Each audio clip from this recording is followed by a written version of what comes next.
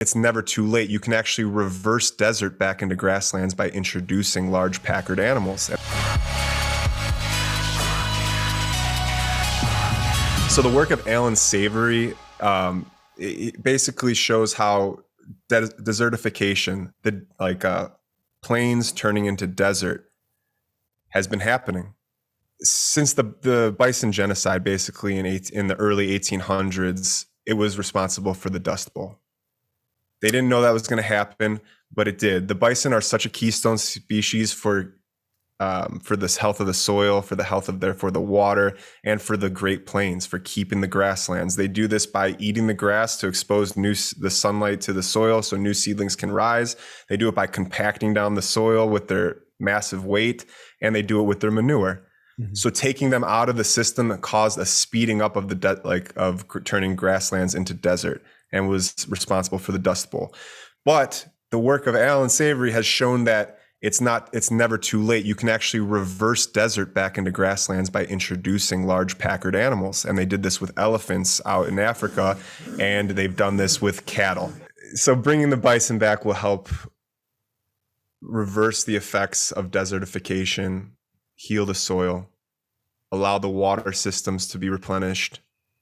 I love that. I think that's an amazing project, in like a big feat, like a big feat you're trying to accomplish. But I love it. I think we all need to kind of find these big feats, these big things that we can focus on and work our way towards it.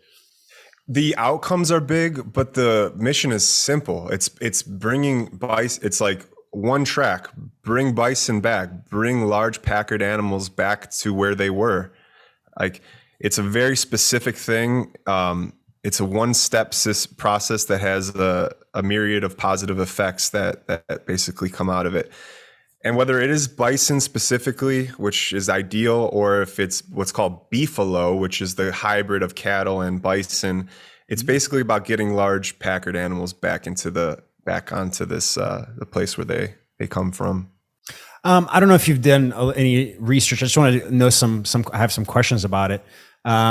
First off, I guess just on the implications of not having the bison or not having these large packered animals?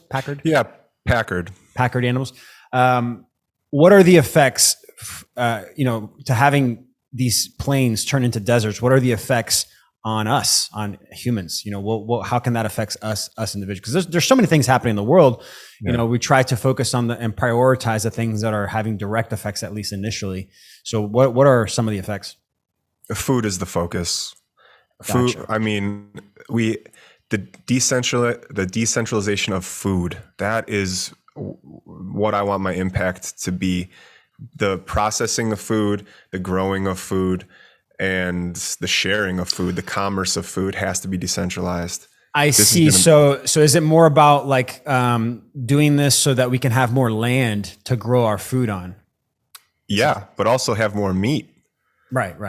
Like healthy meat that we can consume. I mean, geez, I live in Wisconsin. This is agriculture capital of the United States, in a way, the Midwest. And what we're not even putting the biomass of the plants we're growing back onto the soil. We're taking that off because farmers, the parity is being displaced from farmers. Parity is that which is grown in an area stays in an area in terms of revenue. The farmers are struggling so much that they have to sell their waste, their biomass, for pennies on the dollar. But that biomass is so important to put back on the land so that the soil has a chance of replenishing nutrition. So they're selling off the biomass, which is necessary for the nutrition of their soil. And then they're spraying and they're pumping nitrogen in it come springtime. And I mean, it's been said that you have to eat 8 oranges to have the nutritional value of 1 orange 50 years ago. Wow. This is something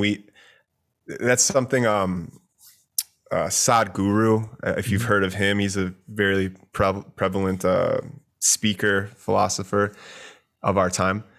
His whole mission is about the soil now.